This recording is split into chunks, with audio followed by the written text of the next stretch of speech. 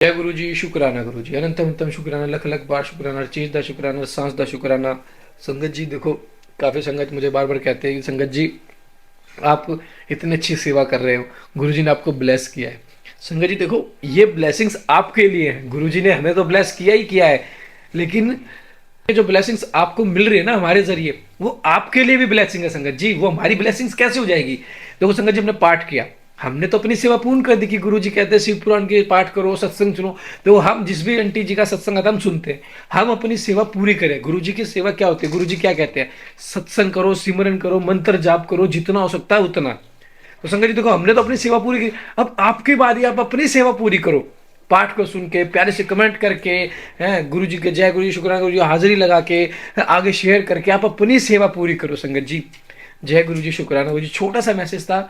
जय गुरु जी, शुक्राना गुरु जी। जय गुरु जी। श्री विष्णु की प्राज्ञ में दधीचि मुनि के शाप को कारण बताते हुए दधीचि और अक्षु के विवाद का इतिहास। मृत्युंजय मंत्र के अनुष्ठान से दधीचि की अवैधता तथा श्री हरि का अक्षु को दधीचि की प्राज्ञ के लिए यत्न करने का आश्वासन। सूत जी कहते हैं कि महर्षियों अमित बुद्धिमान ब्रह्मा जी की कही हुई यह कथा सुनकर द्विज श्रेष्ठ नारद विस्मय में पड़ गए। उन्होंने प्रसन्नतापूर्वक प्रश्न किया। नारद जी ने पूछा, पिताजी भगवान विष्णु शिव जी को छोड़कर अन्य देवताओं के साथ दक्ष के यज्ञ में क्यों चले गए, जिसके कारण वहां उनका तिरस्कार हुआ? क्या वे प्रलयकारी पराक्रम वाले भगवान शंकर को नहीं जानते थे? फिर उन्होंने अज्ञानी पुरुष की भांति रुद्रगणों के साथ युद्ध क्यों किया? करुणानिधे, मेरे मन में एक बहुत बड़ा संदेह है, आप कृपा करके मेरे संशय को नष्ट कीजिए और प्रभु मन में उत्साह पैदा करने वाले शिव चरित को कहिए। ब्रह्मा जी ने कहा कि नाद पूर्वकाल में राजा अक्षु की सहायता करने वाले श्रीहरि को दधीचि मुनि ने शाप दे दिया था, जिससे उस समय वे उस बात को भूल गए और वे दूसरे देवताओं को साथ ले दक्ष के यज्ञ में चले गए। दधीचि ने क्यों शाप दिया, यह सुनो। प्राचीन काल में अक्षु नाम से प्रसिद्ध एक महातेजस्वी राजा हो गए थे। वे महाप्रभावशाली मुनीश्वर दधीचि के मित्र थे। दीर्घ काल की तपस्या के प्रसंग से अक्षु और दधीचि में विवाद आरंभ हो गया, जो तीनों लोकों में महान अनर्थकारी के रूप में विख्यात हुआ। उस विवाद में वेद के विद्वान शिव भक्त दधीचि कहते थे कि शूद्र, वैश्य और क्षत्रिय इन तीनों वर्णों से ब्राह्मण ही श्रेष्ठ हैं, इसमें संशय नहीं है। महामुनि दधीचि की यह बात सुनकर धन वैभव के मद से मोहित हुए राजा अक्षु ने उसका इस प्रकार प्रतिवाद किया।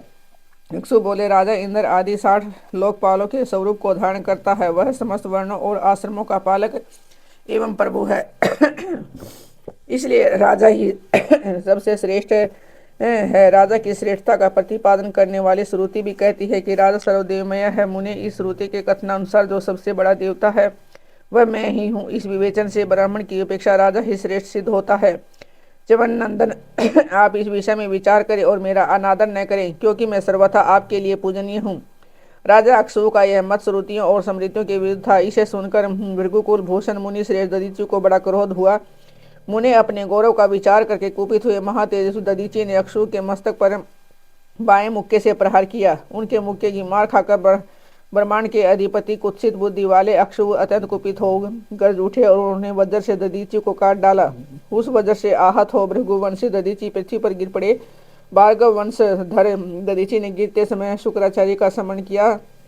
योगी शुक्राचार्य ने आकर दधीचि के शरीर को, जिसे अक्षु ने काट डाला था, तुरंत जोड़ दिया। दधीचि के अंगों को पूर्ववत जोड़कर शिव भक्त शिरोमणि तथा मृत्युंजय विद्या के प्रवर्तक शुक्राचार्य ने उनसे कहा। शुक्र बोले, तात दधीचि, मैं सर्वेश्वर भगवान शिव का पूजन करके तुम्हें श्रुति प्रतिपादित महामृत्युंजय नामक श्रेष्ठ मंत्र का उपदेश देता हूँ। त्र्यंबकम यजामहे, हम भगवान से त्र्यंबक का यजन आराधना करते हैं। त्र्यंबक का अर्थ तीनों लोकों के पिता प्रभावशाली शिव। हे भगवान, सूर्य, सोम और अग्नि तीनों मंडलों के पिता हैं। सत्व, रज और तम तीनों गुणों के महेश्वर हैं। आत्म तत्व, विद्या तत्व और शिव तत्व, इन तीनों तत्वों के आह्वान्य गार्हपत्य और दक्षिणा अग्नि, इन तीनों अग्नियों के सर्वत्र उपलब्ध होने वाले पृथ्वी, जल एवं तेज, इन तीन मूर्त भूतों के अथवा सात्विक आदि भेद से त्रिविध भूतों के, त्रिविध सर्व के और त्रिभुज के त्रिधा भूत सब के ब्रह्मा, विष्णु और शिव, इन तीनों देवताओं के महान ईश्वर महादेव जी हैं। यहाँ तक मंत्र के प्रथम चरण की व्याख्या हुई है। मंत्र का द्वितीय चरण है सुगंधिम पुष्टि वर्धनम। जैसे फूलों में उत्तम गंध होती है, उसी प्रकार वे भगवान शिव संपूर्ण भूतों में, तीनों गुणों में, समस्त कृत्यों में, इंद्रियों में, अनान्य देव में और गणों में उनके प्रकाशक सारभूत आत्मा के रूप में व्याप्त हैं। अतः ये सुगंध युक्त एवं संपूर्ण देवताओं के ईश्वर हैं। यहाँ तक सुगंधिम पद की व्याख्या हुई है। अब पुष्टि वर्धनम की व्याख्या करते हैं। उत्तम व्रत का पालन करने वाले द्विज श्रेष्ठ महामुने नाद उन अंतर्यामी पुरुष शिव से प्रकृति का पोषण होता है। महातत्व से लेकर विशेष पर्यंत संपूर्ण विकल्पों की पुष्टि होती है तथा मुझ ब्रह्मा का, विष्णु का, मुनियों का और इंद्रियों सहित देवताओं का भी पोषण होता है, इसलिए वे ही पुष्टि वर्धन हैं। अब मंत्र के तीसरे और चौथे चरण की व्याख्या करते हैं। उन दोनों चरणों का स्वरूप यो है। उर्वा रुक्मी बंदो मृत्योत मुक्षीय मामृतात्, अर्थात प्रभु जैसे खरबूजा पक जाने पर लता बंधन से छूट जाता है, उसी तरह मैं मृत्यु रूप बंधन से मुक्त हो जाऊं, अमृत पद से पृथक न हूँ। वे रुद्र देव अमृत स्वरूप हैं, जो पुण्य कर्म से, तपस्या से, स्वाध्याय से, योग से अथवा ध्यान से उनकी आराधना करता है, उसे नूतन जीवन प्राप्त होता है। इस सत्य के प्रभाव से भगवान शिव स्वयं ही अपने भक्त को मृत्यु के सूक्ष्म बंधन से मुक्त कर देते हैं, क्योंकि वे भगवान ही बंधन और मोक्ष देने वाले हैं। ठीक उसी तरह जैसे उर्वा रुक्मी अर्थात ककड़ी का पौधा अपने फल को स्वयं ही लता के बंधन में बांधे रखता है और पक जाने पर स्वयं ही उसे बंधन से मुक्त कर देता है, यह मृत संजीवनी मंत्र है, जो मेरे मत से सर्वोत्तम है। तुम प्रेम पूर्वक नियम से भगवान शिव का स्मरण करते हुए इस मंत्र का जप करो। जप और हवन के पश्चात इसी से अभिमंत्रित किए हुए जल को दिन और रात में पियो तथा शिव विग्रह के समीप बैठकर उन्हीं का ध्यान करते रहो। इससे कहीं भी मृत्यु का भय नहीं रहता। न्यास आदि सब कार्य करके विधिवत भगवान शिव की पूजा करो। यह सब करके शांत भाव से बैठकर भक्तवत्सल शंकर का ध्यान करना चाहिए। मैं भगवान शिव का ध्यान बता रहा हूँ, जिसके अनुसार उनका चिंतन करके मंत्र जप करना चाहिए। इस तरह निरंतर जप करने से बुद्धिमान पुरुष भगवान शिव के प्रभाव से उस मंत्र को सिद्ध कर लेता है। मृत्युंजय का ध्यान, जो अपने दोनों कर कमलों में रखे हुए 2 कलशों से जल निकालकर उनसे ऊपर वाले 2 हाथों द्वारा अपने मस्तक को सींचते हैं, अन्य 2 हाथों में 2 घड़े लिए हुए उन्हें अपनी गोद में रखे हुए हैं तथा शेष 2 हाथों में रुद्राक्ष से मृग मुद्रा धारण करते हैं। कमल के आसन पर बैठे हैं। सिर पर स्थित चंद्रमा से निरंतर झरते हुए अमृत से जिनका सारा शरीर भीगा हुआ है तथा जो 3 नेत्र धारण करने वाले हैं, उन भगवान मृत्युंजय का जिनके साथ है गिरिराज नंदिनी उमा भी विराजमान है, मैं भजन करता हूँ। ब्रह्मा जी कहते हैं कि तात मुनि श्रेष्ठ दधि जी को इस प्रकार उपदेश देकर शुक्राचार्य भगवान शंकर का स्मरण करते हुए अपने स्थान को लौट गए। उनकी यह बात सुनकर महामुनि दधीची बड़े प्रेम से शिव जी का स्मरण करते हुए तपस्या के लिए वन में गए। वहां जाकर उन्होंने विधि पूर्वक महामृत्युंजय मंत्र का जप और प्रेम पूर्वक भगवान शिव का चिंतन करते हुए तपस्या प्रारंभ की। दीर्घ काल तक उस मंत्र का जाप और तपस्या द्वारा भगवान शंकर की आराधना करके दधीची ने महामृत्युंजय शिव को संतुष्ट किया। महामुनि इस जप से प्रसन्नचित हुए भक्त वत्सल भगवान शिव दधीची के प्रेम वश के सामने प्रकट हो गए। अपने प्रभु शंभु का साक्षात दर्शन करके मुनीश्वर दधीची को बड़ी प्रसन्नता हुई। उन्होंने विधि पूर्वक प्रणाम करके दोनों हाथ जोड़कर भक्ति भाव से शंकर का सत्वन किया। तात मुनि तदंतर मुनि के प्रेम से प्रसन्न हुए। शिव ने च्यवन कुमार दधीची से कहा कि तुम वर मांगो। भगवान शिव का यह वचन सुनकर भक्त शिरोमणि दधीची दोनों हाथ जोड़कर नतमस्तक हो भक्त वत्सल शंकर से बोले। दधीची ने कहा कि देव देव महादेव, मुझे 3 वर्ष ही मेरी हड्डी वज्र हो जाए, कोई भी मेरा वध न कर सके और मैं सर्वत्र अधीन रहूं, है कभी मुझ में दीनता न आया। दधीची का यह वचन सुनकर प्रसन्न हुए परमेश्वर शिव ने तथास्तु कहकर उन्हें वे 3 वर दे दिए। शिव जी से 3 वर पाकर वेद मार्ग में प्रतिष्ठित महामुनि दधीची आनंद मगन हो गए और शीघ्र ही राजा अक्षु के स्थान में गए। महादेव जी से अवैधता वज्रमय अस्थि और अधीनता पाकर दधीची ने राजेंद्र अक्षु के मस्तक पर लात मारी। फिर तो राजा अक्षु ने भी क्रोध करके दधीची पर वज्र से प्रहार किया। वे भगवान विष्णु के गौरव से अधिक गर्व में भरे हुए थे, परंतु अक्षु का चला हुआ ये वज्र परमेश्वर शिव के प्रभाव से महात्मा दधीची का नाश न कर सका। इसे ब्रह्म कुमार अक्षु को बड़ा विस्मय। मुनीश्वर दधीची की अवैधता अधीनता था वज्र से भी बढ़ चढ़कर प्रभाव देखकर ब्रह्म कुमार अक्षु के मन में बड़ा आश्चर्य हुआ। उन्होंने शीघ्र ही वन में जाकर इंद्र के छोटे भाई मुकुंद की आराधना आरंभ की। वे शरणागत पालक नरेश मृत्युंजय सेवक दधीची से पराजित हो गए थे। अक्षु की पूजा से गरुड़ध्वज भगवान मधुसूदन बहुत संतुष्ट हुए। उन्होंने राजा को दिव्य दृष्टि प्रदान की। उस दिव्य दृष्टि से ही जनार्दन देव का दर्शन करके उन गरुड़ध्वज को अक्षु ने प्रणाम किया और फिर प्रिय वचनों द्वारा उनकी स्तुति की। इस प्रकार देवेश्वर आदि से प्रशंसित उस अजय ईश्वर श्री नारायण देव का पूजन और स्तवन करके राजा ने भक्ति भाव से उनकी ओर देखा था।